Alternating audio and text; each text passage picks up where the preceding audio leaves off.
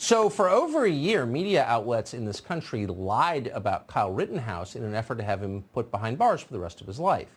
They called him a white supremacist, which he is not. They told us he crossed state lines with an AR-15, which he did not, and therefore he was a terrorist. Here's a selection. And what does it say when a white teenager can cross state lines with a long gun, kill 2 people at a racial justice protest, and gets to walk away a free man? Now we're being told that someone can cross state lines with a semi-automatic rifle and kill people and say it's self-defense. Here's a 17-year-old who came across state lines with a firearm that he purchased illegally, driven by his mother. Self-defense on its face is not white supremacy, but traveling across state lines with an AR-15 to intimidate people is absolutely white supremacy. White supremacy. No one he shot was not white. Everyone involved in the story was white, of course, but it's white supremacy. They're lying to put the kid in prison for the rest of his life. What they just told you there are lies. Rittenhouse's mother didn't drive him across state lines with an AR-15. He borrowed the gun from a friend in Wisconsin. He lived about 15 minutes from Wisconsin. He worked in Wisconsin.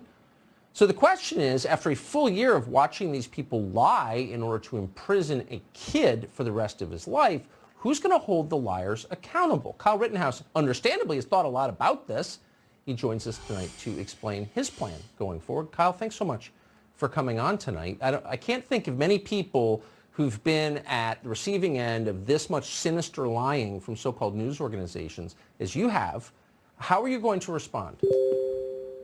Well, Tucker, thank you for having me. Of course. Me and my team have decided to launch the Media Accountability Project as a tool to help fundraise and hold the media accountable for the lies they said and deal with them in court. Interesting. So the idea is, maybe like the Covington Catholic kids, you will be suing news organizations that maliciously lie about people who are in the news? Is that the plan? Yes, sir. We're going to be holding them accountable, Tucker. Do you, I guess I have to ask a kind of a dumb question, but why isn't there a group like this that exists already, since the media so often are not observers, they're players, they're participants in the news? Why hasn't someone done this before?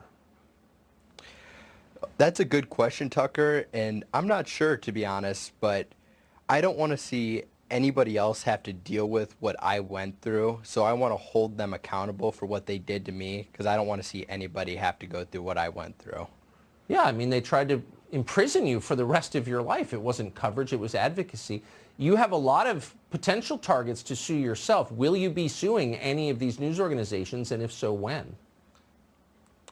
Well, right now we're looking at quite a few. Politicians, celebrities, athletes. Whoopi Goldberg's on the list. She called me a murderer after I was acquitted by a jury of my peers. She went on to still say that. And there's others. Don't forget about Cenk from the Young Turks. He called me a murderer before verdict and continues to call me a murderer. Interesting. And what about the people who called you groundlessly a white supremacist, which makes it pretty hard to get a job for the rest of your life if you're a white supremacist? Will you be responding to them? Absolutely. We are going to hold everybody who's lied about me accountable, such as everybody who's lied, called me a white supremacist. Yeah. They're all going to be held accountable, and we're going to handle them in a courtroom. Kyle Rittenhouse, I appreciate your announcing that tonight, the Media Accountability Project, and of course we're rooting for justice as we always are, so thank you very much. Good to see you. Thank you, Tucker. And if anybody wants to help join us in this battle, they can donate at tmap.org.